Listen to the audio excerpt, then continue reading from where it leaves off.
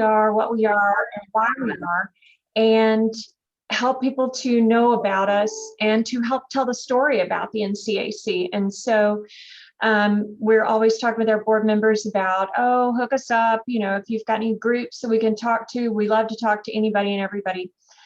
So that's how I ended up here with y'all tonight, and I appreciate the opportunity. As Brandon said, I guess I do know more about me than most anybody. So I'm a Huntsville native and graduated from Grissom High School, Auburn University with a degree in public relations, and spent a good part of my career working in PR and advertising. Kind of fell into fundraising with nonprofits. The first true nonprofit that I worked with was Trinity Methodist Church here in Huntsville, and really liked the opportunity to help to affect lives, and have stayed in that field since my daughter was born. So my daughter, I have two kids. My daughter is 30, and she is an ICU nurse at St. Thomas in Nashville. And my son is 25 and getting married in 2 weeks. And he's a utility lineman in North Carolina. And I have two dogs. So empty house except for the two doggos. So I love the work that I do here at the NCAC. It is a privilege and an honor to be able to tell the story of the work that we do. For those of you that don't know, NCAC is the National Children's Advocacy Center. We've been in existence for about 37, 38 years, and we are a local nonprofit. We have national as part of our name, but we are a local nonprofit because the Children's Advocacy Center movement that has now spread across the U.S. started here in Huntsville. We have deep Huntsville roots. But the Children's Advocacy Center model has spread nationwide and internationally. There are now 1,100 CACs, Children's Advocacy Centers around the country. We're in every county in Alabama and in all of the large population areas. We're in 41 foreign countries.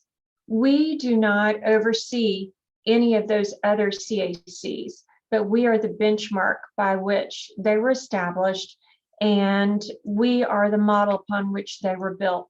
So 38 years ago, our district attorney was Bud Kramer, whom some of y'all, if you've been in Huntsville for a while, may know. He went on to serve in Congress for 17 years, but 38 years ago, he was a district attorney, and he had a case that was really a light bulb moment for him. He had a grandmother and a 14-year-old granddaughter that had come to his office. He came in, started talking to them about what he could do to help them, and very, very quickly realized, and I will edit what I say because it looks like some of y'all have kiddos bopping around in the background, so I won't tell the uncensored version, but the censored version of this is that this 14-year-old granddaughter had experienced abuse at the hands of her biological father and her stepfather.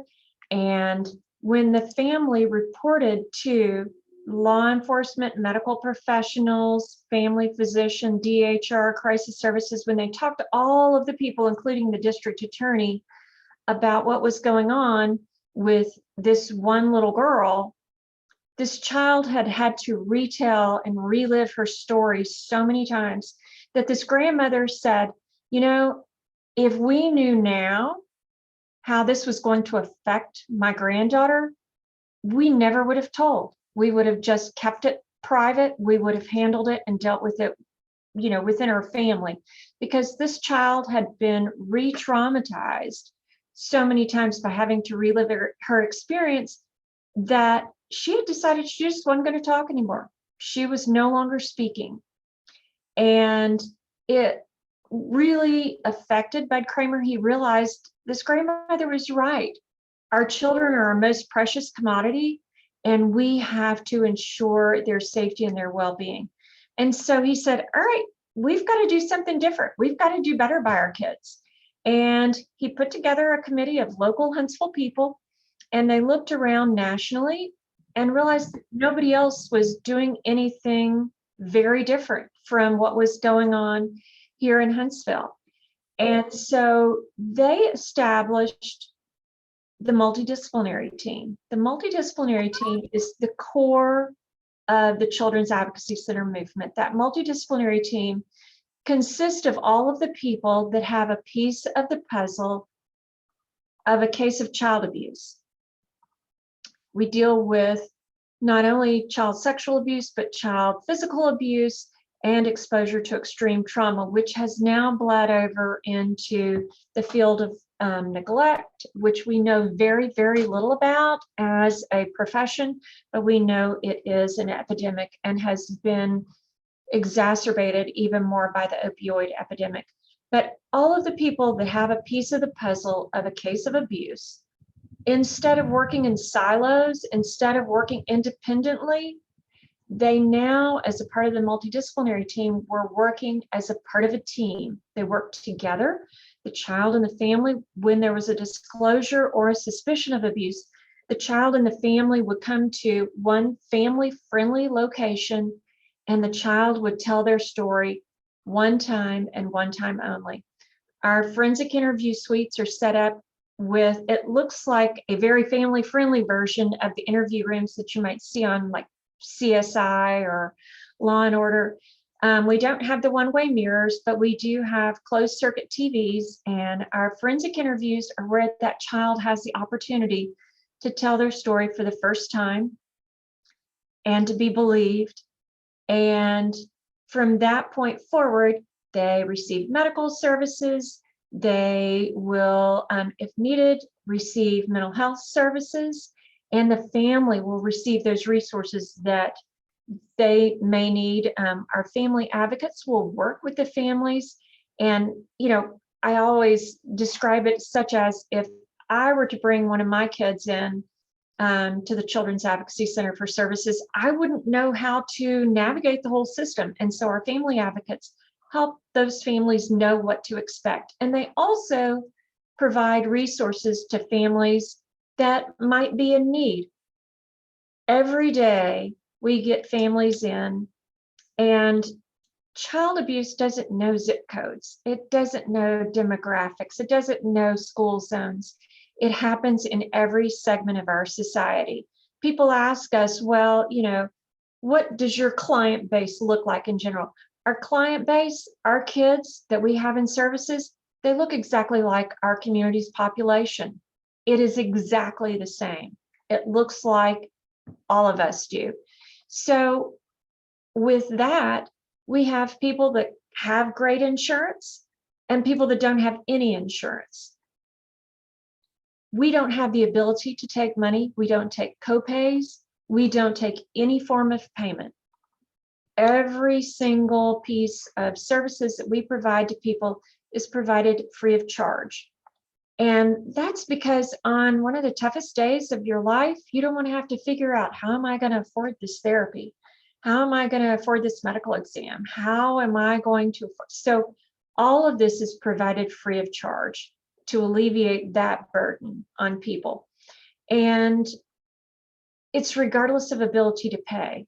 I might have the ability to pay for services, but someone else might not. But everyone is treated exactly the same. All services provided free of charge. And consequently, we have families that will come to us, and they come in and they have all the resources that they need. And then we have other families that come in, and paying for the gas to come to our center is a struggle, because they might have gas to get the kids to school and the parent to work, but they don't have that extra gas money. They don't have that extra funding. And so we will connect them with other agencies in town, with the food pantry or Christmas charities for clothes, or all the different resources. We work very closely with other nonprofits to help provide those resources for our families, to help them connect if their need is there. We do keep a very limited supply of emergency needs. So if a child comes in, and this happens very, very frequently, we'll have a child that comes in and only has the clothes on their back. No pajamas, no change of underwear, no change of clothing. So we'll provide them with like an emergency backpack, an overnight kit that has a set of toiletries and a change of clothes. We had a child come in last week that was barefoot. And so we haven't ever had that before. So we ordered an emergency supply of flip-flops and tennis shoes so that when kids come in and don't have shoes, we have something that we can send them out the door with until they can get to that larger set of resources in the community. So kids come to us when there is a suspicion of child abuse or when the child has disclosed that there is abuse, and we provide services from disclosure through prosecution. That typically takes 12 to 24 months before a child will graduate from therapy, but we are with them every step of the way. We also have a very robust prevention department, and we have parenting classes. We have a program called Healthy Families, where we work with young first-time moms that may not have that mentor and that role model in their life to help them understand how to be a mom. You know, when I had my kids, my mom and my mother-in-law, they were on top of me, helping me know how to bathe my baby and, you know, how to keep her warm and how to feed her and how to, you know, help her get to sleep at night. They taught me how to be a mom. A lot of our young moms don't have that person to help them. And so our healthy family workers will meet with these young women, and typically when they're in the hospital, when they have delivered their baby, and we will, it's purely voluntary, we will walk alongside them. We will meet with them once a week and then graduate to once a month, and we will stay with them until their child enters kindergarten. And we'll help them understand the importance of bonding with their child, the importance of reading, the importance of tummy time, you know, why you need to have vaccines, how to register your child for school, all the things that these young first-time moms need to know and need to, those resources that they need to have to be a great mom. And we have a fatherhood program that is for young men that might not be in the home with their child. And our fatherhood program director, he meets with these guys and talks to them constantly and coaches them on the importance of being a part of their child's life, and the importance of paying child support and the importance of going to teacher conferences, all of those things. So we have a lot of prevention resources. We also have a program called Stewards of Children, and that is a video-based program that helps adults just like you and I, as well as adults that are in youth serving programs, understand the importance of if there's ever a suspicion or a disclosure, that is reported immediately to the authorities.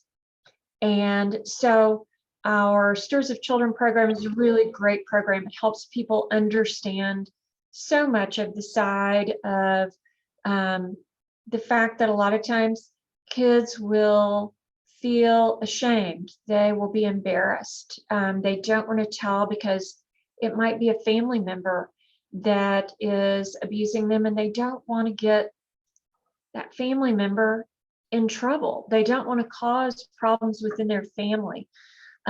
Some kids might have been told, this is all your fault. You asked for this. You caused this. If it weren't for you, this wouldn't be happening. And so our kids have the opportunity to tell their story for the first time, and they're also reassured that here at the NCAC, they're safe, they're allowed to tell their story. So we have a lot of great programs. I'm sure a lot of y'all have heard about the NCAC. Some of you may never have heard of the NCAC.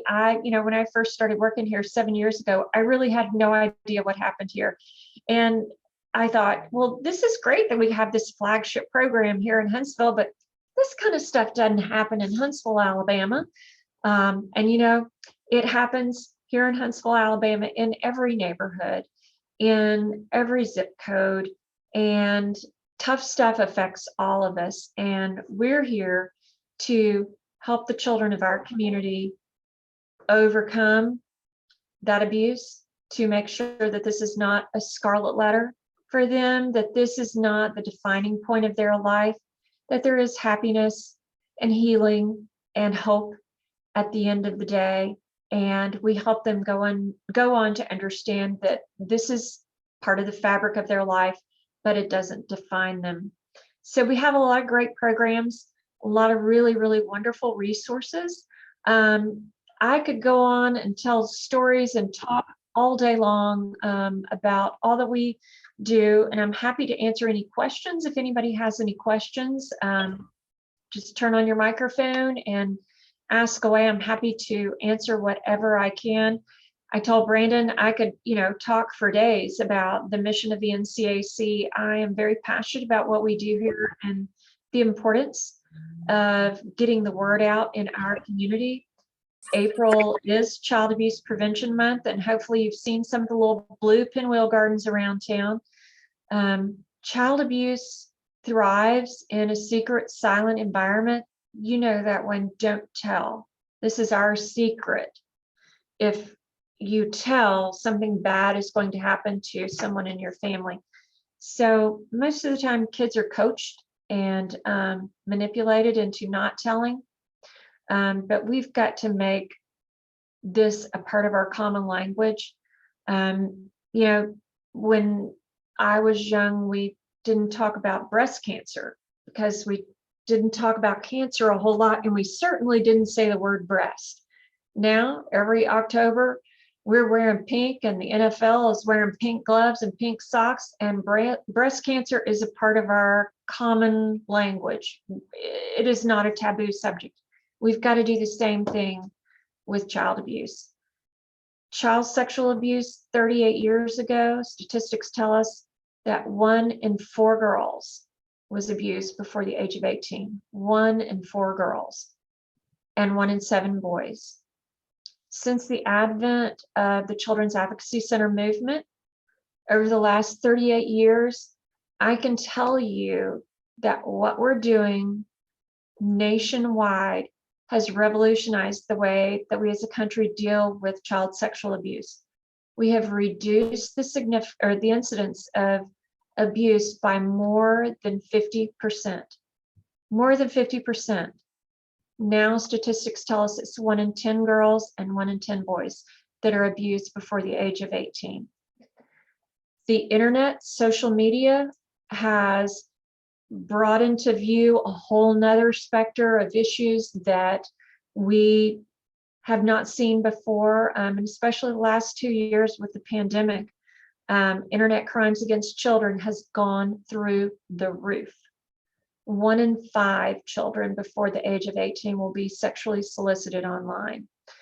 The internet, the dark web, it's just rife with problems. So please, if you're not already, keep a close eye on your kiddos when they're on screen time.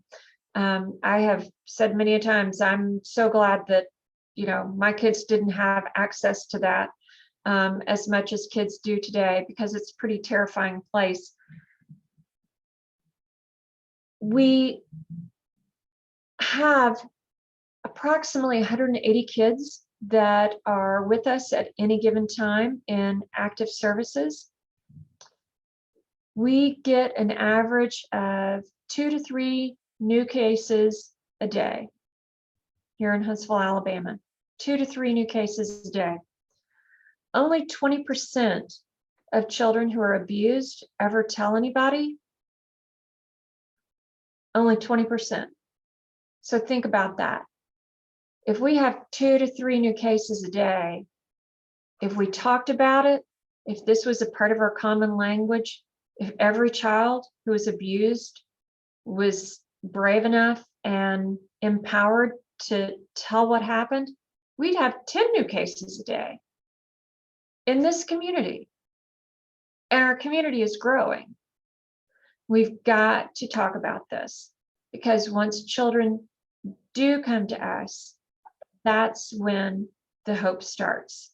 That is when the healing starts. the good stuff starts when they make it to the NCAC. That's when the healing can begin.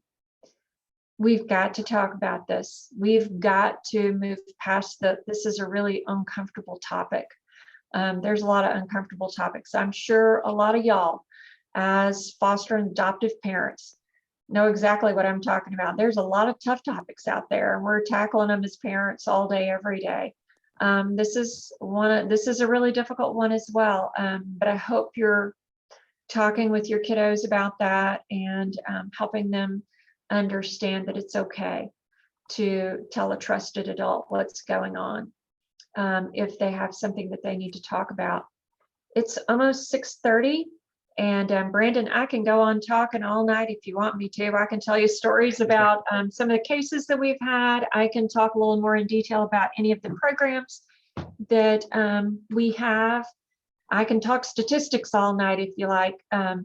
It has been so long since we've seen people in person. We're super excited to get to do this kind of stuff again. So yeah, I'd love to hear more, just kind of a case scenario and then more about your programs. But one thing I wanted our family should know, because probably most of you guys, I guess we have 19 or so people on here. I would imagine more than half have at least heard of the NCAC.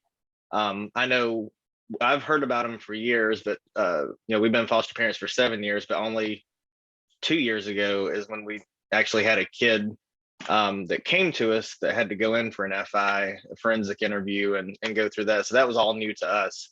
But part of the prevention and just the training aspect of it, years ago I'd set up, and I just pulled it up on my other screen here, but the online training that you guys offer, I know I didn't know about that even after knowing about the NCAC, but if you want to speak maybe about that, I think, was it Calico or Calio or something you guys have online too, that's a repository of info, but maybe let them know, and I can drop the links in our chat too here in a minute, but maybe touch on that. And then cases, programs, I'd love to hear that as well. We got you till 7, so whatever you want to speak about. And of course, if anybody has any questions, come off mute. I don't know if there's like the hand raise function like some of the other platforms have, but just come off mute and let us know you have a question. Miss Cynthia can answer it. Okay. Yeah, we do have a very robust training department as well. When the Children's Advocacy Center first started here in Huntsville, when we were first established, people around the state very quickly started realizing that what was going on in Huntsville was working. And so people started coming here to shadow and learn more about what we were doing. We very quickly stood up a training department, and we've just changed the name from training department to professional services. So I'm still learning a little bit of the language myself, but the training department, over the last 35 years, we've trained I think it's more than 200,000 people in the child abuse profession. People will come to us from all over the country and internationally. We have an international symposium every March the last 3 years. 3 years ago, we had to cancel due to COVID, and then we've had symposium on a virtual platform the last 2 years. We're really excited next March 2023 to be able to have an in-person event, but that is a training for child abuse professionals, not only therapists and family advocates, but forensic interviewers, law enforcement, legal, medical professions. So we cross the wide spectrum. We do a lot of trainings. We have trainers that will travel internationally, nationally and internationally over Christmas. Our executive director and one of our trainers was in Abu Dhabi for 2 weeks. So we are working really hard to spread the word. So our training department provides some web-based trainings that you can access through our website. And Calio that Brandon referred to, there's also a link on our website. Calio is the Child Abuse Library Online. It is the largest collection of white papers, research information about child abuse, the effects, everything that you can think of. There is an open to the public section, and then there is a section that is for members of CAC, the CAC, not industry, but the CAC world. So if you're a forensic interviewer, you might have access to that section of Calio, but there are a ton of great resources on our website. There are a lot of parenting tips, parenting resources. We just have a wealth of information on there. You could spend days on there digging around. If you ever, anybody ever needs specific information on a specific topic, you can email us, and our librarian can do a search for you and provide resources for you. We have attorneys that around the country that are trying cases that need research that reach out to our librarian. She can get them the information that they need on a particular topic. Lots of great resources there. Does that answer your question about the training, Brandon? Yeah, and I dropped those links. I think one made a Okay. link, the other didn't, but for the online portal and then the Calio, it's like, I think I said Calico. But yeah, I dropped those in there for you guys if y'all want to hold on to it and check it out. Because I've years ago I used the online platform to gather some of my CEU credits we needed, because we have to have 15 hours a year for our foster care license. So that's a good resource for you guys to use, and really good information too, from what I recall from in the past when I've went through some of the courses. But does anyone have any specific questions offhand? If so, I think everyone's muted. Just unmute. Not all at once. How about if I tell you a little bit about the forensic interview process that Brandon mentioned? When a child, and if anybody has any questions, y'all just interrupt me. This is not a formal process at all, so just interrupt at will. But when a child discloses or there is a suspicion of abuse, child will come to the NCAC, and the child and the non-offending caregiver, parent, aunt, uncle, grandparent, school teacher, whomever it is that has brought the child to the NCAC, they will have a conversation with our family advocate, and the family advocate is like their social worker for the process here at the NCAC. They will talk them through what's going to happen. How is this going to go? They'll give them a little mini tour of the center. It's a very family friendly, very warm, welcoming environment, very kid friendly. So they'll give them a tour, and then they'll explain what the forensic interview is going to be about. And then the child will go into the forensic interview. The forensic interviewer, we have, I believe our current rate is we have either 8 or 9 forensic interviewers. Our forensic interviewers are only allowed to do a certain number of interviews per day. And so we really limit the interviews that our folks do, because there is trauma and stress related with being an interviewer. An interviewer is the one person that a child sits in a room with and they tell their story. The forensic interviewer's job is to give the child the tools and the setting to tell their story. It's not coaching, it's not leading, it's not trying to elicit a particular response from a child. It is to help a child explain what happened. And so a forensic interviewer might say to a child when they first sit down, they might say, all right, we're going to talk about a couple of different things today. And first of all, I'm going to teach you how we talk in here. So tell me what happened this morning when you woke up before you went to school. And the child might say, well, I woke up and I got up and got a shower and went down for breakfast, and my mom took me to school. And the interviewer might say, okay, here we're going to talk in a little bit of a different way. When you woke up this morning, how did you wake up? Was it because your alarm went off, or did your mom call you? How did you wake up? And when you opened your eyes, was it still dark in your room, or was it starting to get light outside? When you put your feet on the floor, was the floor cold, or did your feet touch carpet? And when you got up, did you go to the bathroom, and did you brush your teeth?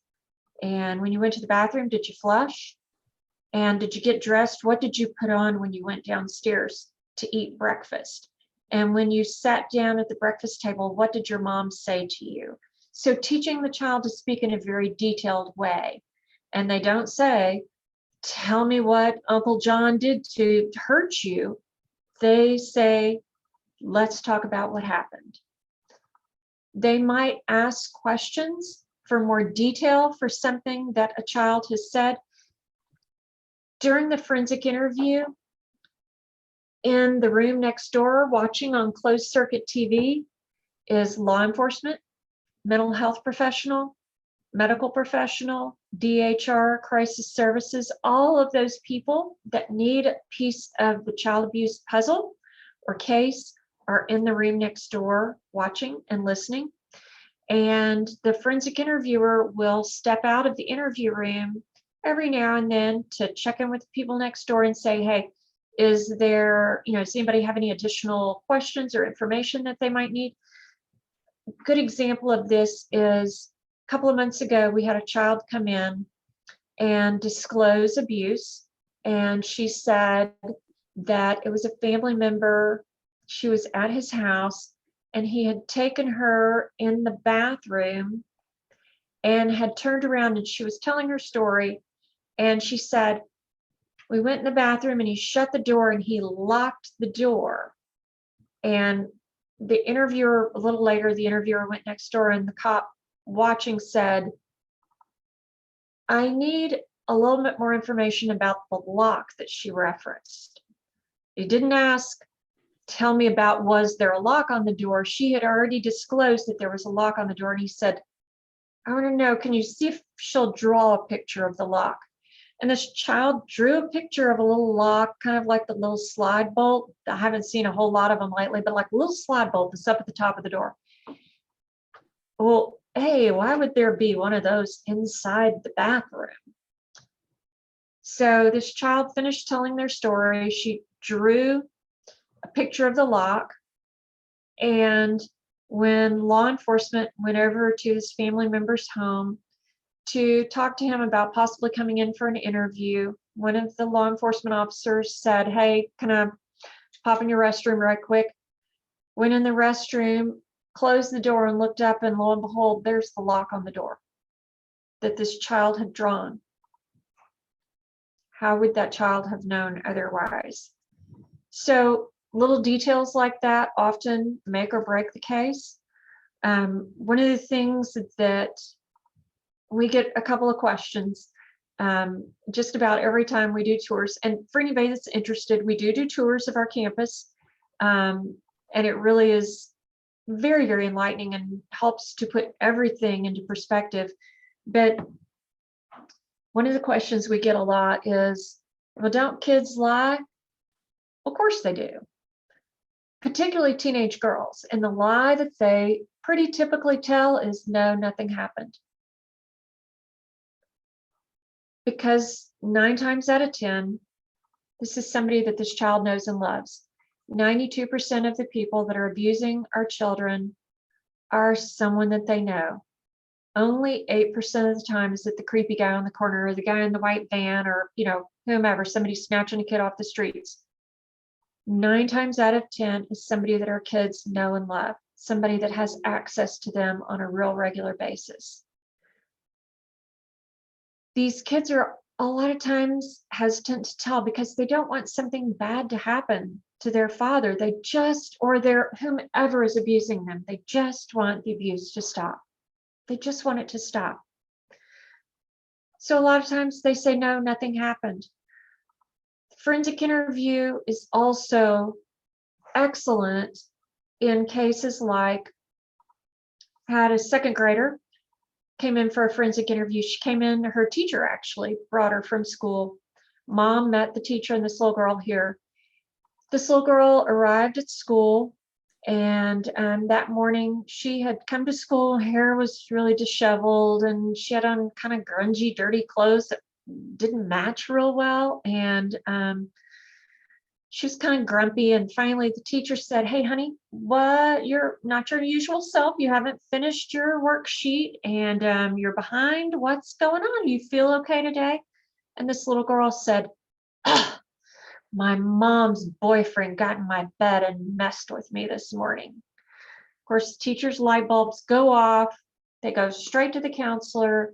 She tells the counselor the same story. They make an appointment, come to the NCAC.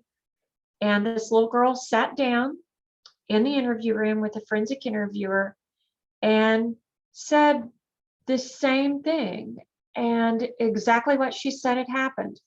This mom lived with her boyfriend and mom's 3 kids in an apartment that the boyfriend paid for. And one particular morning, this mom had to work an early shift, and she had tasked the boyfriend with getting the kids up and ready for school and to school. And mom had left before dawn, gone to work, and this guy had come in this little second grader's room and sat down on her bed and said, "Let's get up. It's time to get up. Let's go." And no offense to the men in the room, but guys aren't always the best at fixing little girls' hair. And y'all aren't always the best at picking out the cute outfits. And this guy had sent this little girl to school with messy hair and clothes that didn't match, and he had given her a Pop-Tart, and he hadn't done anything wrong. That's a really important part of the forensic interview. We don't want this to be a rush to judgment. We don't want this to be an occasion where we are coaching a child to share what we are assuming happened. If there is someone that's a good guy, that's a good girl, that didn't do anything, but things were taken out of context, we need to know that too. Nothing happened to that little girl other than she had messy hair and dirty clothes and ate a Pop-Tart for breakfast. That's all that happened. We need to know that information also. Forensic interview is for finding out what happened. The forensic interview is often that first time where a child gets to tell their truth. And like I said earlier, they're believed. That's when they get to set that backpack of rocks down and leave that behind them and begin their healing journey. We also have a medical exam room that we're expanding. We have a nurse practitioner that has been on our staff for, I saw on an email today, I think she's been with us for 17 or 18 years. She is wonderful. We also are very fortunate to have Dr. Mark Sapp on staff with us. He spends part of his time here at the NCAC, and he's also part-time at Huntsville Hospital. He is a very specialized trained physician in child abuse, and we're very fortunate to have him here in Huntsville and have him with us. A lot of times we have kids that are like my kids, and probably like a lot of y'all's kids, that see physicians on a real regular basis. My kids saw a pediatrician in the hospital, and then, once a month for the first year of their life, and then once a year for their annual checkups, and more often as needed. Some kids don't have that benefit. So the first time that if they're with us and they've had a forensic interview, we request that everyone does a medical exam as well. Very, very, very few times that we do a medical exam is there ever any evidence of sexual abuse. Very, very rare. Because a lot of times kids disclose 6 months or more after the abuse happened, and there is no evidence at that point. What we do capture more often than not is evidence of physical abuse. And but in this one recent case that we had, I guess it was a couple of years ago, we had a little boy, a 7-year-old boy, who had been abused by a 16-year-old cousin, male cousin. And this little boy came in and was really, really brave and told the full story of what had happened in his forensic interview. He was able to tell the whole story really, really well. And then he had a medical exam. He had never been to see the doctor. He didn't know what going to the doctor was like. So he had his physical exam with Christina. Christina is just amazing, and gave him his medical exam and said, "All right, bud, you're all done. Everything looks great. I've checked you out from your head to your toes. You're perfect." And she said he just stopped and looked at her.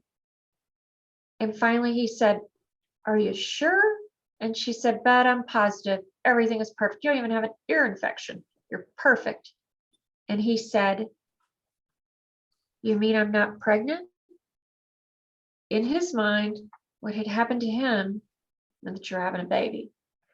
He was able to put that backpack of rocks down in that room. And that little boy has gone on to graduate from therapy and is doing amazingly, amazingly well. And Amanda and John have a question.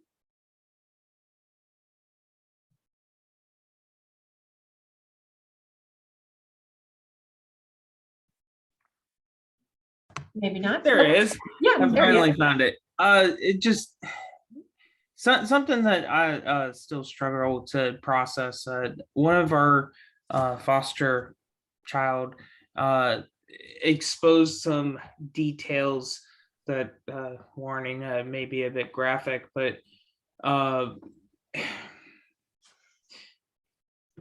it's something to where we're not entirely sure whether to believe what she's saying is to be true. But she says that her adoptive mother lined up all the kids and then had them whip, like flog the adoptive dad as a punishment. She used the words crucifixion as a means of punishment for something that she may have done. All right, so you were going to ask about the abuse. And I guess I'm not entirely sure how to process that. As I don't know if you're able to elaborate on that at all. Well, I will tell you this. And I don't know if y'all were here in the beginning. I am a fundraiser, and I have the privilege of telling the story of the work that we do here. I am not a therapist. I am not a family advocate, but I know some great ones, and I know how to get in touch with them. And I would love to put you in touch with them, and they can help you work through that process. And, you know, the sentiment that you expressed, I don't know how to process. I don't know whether to believe this. I don't know what to do. I don't know how to handle this. That's exactly what our professionals were dealing with 38 years ago when this whole model was concepted. Is we've got to get some education in here, and we've got to let the professionals deal with these cases, with these instances where we don't know what to do. I'm like you. I wouldn't know what to do. I wouldn't know what to say. I wouldn't know what to believe. So I would encourage you. I don't know if Brandon, if you can put my phone number, I'm happy to give y'all my office number. I'm happy to give you my email. You can email me, you can call me. I'll put you in touch with, you know, people in our prevention department or people in our intervention department that can kind of talk you through and say, okay, here are the things that you need to do. You need to bring your kiddo in for an interview or not, or here's what, you know, some things that you can do. So I can put you in touch with those people, and I apologize, I'm not the person that can answer those questions. If anybody has a piece of paper, here's my email. I'll drop it in the chat too, Cynthia. Okay. And I also just shared the sign-in certificate sheets, which I didn't mean to, but I did so already. So surprise. But I'll put your office number and your email in there for everyone. Okay, yeah, and please don't hesitate to reach out to me. And I apologize that I don't have more specific information on that. But my email is cparker@nationalcac.org. And Brandon, if anybody misses it, you can get it from him. I'm happy to help out however I can. Lindsay Barron, who is a part of y'all's group and is one of our board members, that's how she got connected. She had two foster children that she later adopted, and she and I were talking on the phone one morning about a totally unrelated topic, and she was telling me a little bit about her foster kids, and I said, Lindsay, why are your kids not here? They need to be here. We need to be helping you with these kids and these issues. And connected her and her kids were in therapy with us for about 1.5 years, doing really well. And always don't ever hesitate with anything like that to reach out to your social worker too. Send them an email and just let them know what's going on, because whether it's true or not, at least having that documentation and letting the workers know what's going on is always a big thing.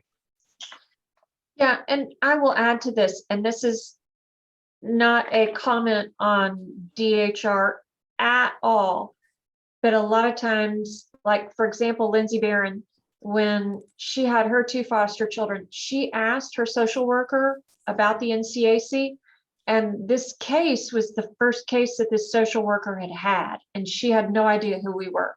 So there are new social workers that aren't familiar with us, that don't know anything about us. So don't stop. If you have a concern and you want to get to us, please don't stop at just one place, because not everybody knows about us.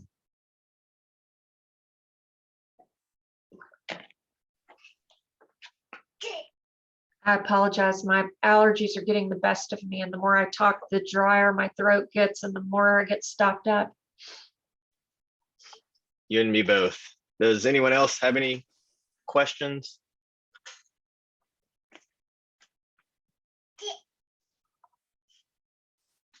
I saw Leslie pop on. Do you have anything, Leslie? Or I guess your camera popped on. That's what it was. No, it went off. One of my kids is a client of the NCAC. We work with Tara. Oh, great. Tara is awesome. She's awesome. That's another program. I appreciate you mentioning Tara's name. Tara is a part of the CARES program. So